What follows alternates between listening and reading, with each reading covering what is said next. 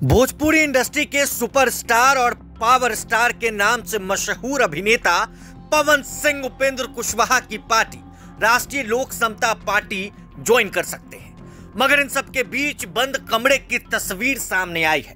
पवन सिंह, विनोद तावरे, उपेंद्र कुशवाहा और साथ में भारतीय जनता पार्टी के नेता महामंत्री ऋतुराज सिन्हा की मुलाकात बंद कमरे में हुई।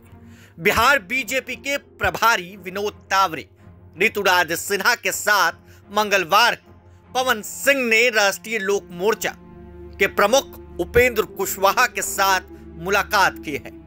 इससे पहले सोमवार को पवन सिंह ने बिहार बीजेपी के प्रभारी विनोद तावरे और ऋतुराज सिन्हा से मुलाकात की थी। सूत्रों के मुताबिक पवन सिंह आरा विधानसभा सीट से एनडीए के उम्मीदवार के रूप में चुनाव लड़ना चाहते हैं।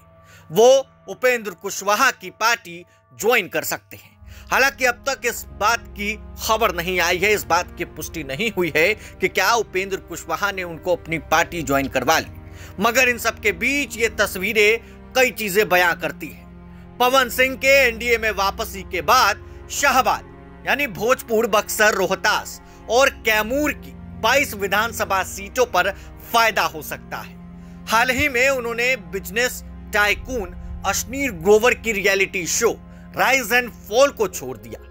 शो से बाहर आने के दौरान उन्होंने कहा था कि मेरी जनता ही मेरा भगवान है और चुनाव के समय मेरा फर्ज है कि मैं उनके बीच रहूं। इस बयान के बाद यह साफ हो गया था कि पवन सिंह अब पूरी तरीके से राजनीति में एक्टिव होने जा रहे हैं। पवन सिंह ने साल 2024 लोकसभा चुनाव काराकाट सीट से निर्दलीय प्रत्याशी के रूप में लड़ा था। हालांकि वो हार गए, लेकिन इस चुनाव ने साबित कर दिया कि पवन सिंह की जमीन पर पकड़ मजबूत होती जा रही है।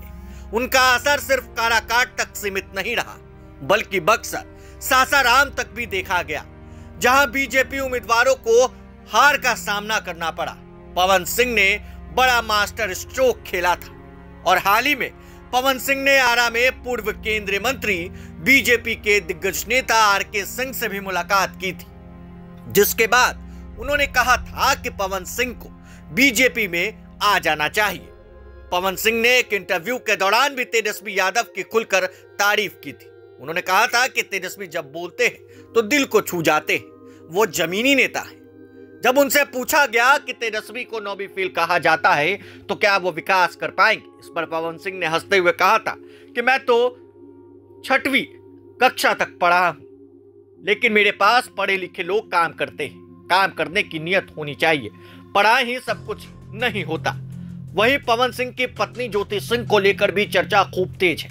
पवन सिंह की दूसरी पत्नी ज्योति सिंह भी राजनीति में उतर चुकी है। हाल ही में ज्योति सिंह मुकेश सहनी से मिली थी। ज्योति सिंह खुद कई बार ऐलान कर चुकी हैं कि साल 2025 का विधानसभा चुनाव लड़ेगी, मगर इन सब के बीच उपेंद्र कुशवाहा से मुलाकात और तस्वीरें साफ है कि इस बार पवन सिंह की तैयारी बिल्कुल तय है कि आरा से या फिर किस विधानसभा सीट से वो चुनाव लड़ेंगे, ये तो पवन सिंह के बयान और टिकट मिलने के बाद ही पता लग पाएगा।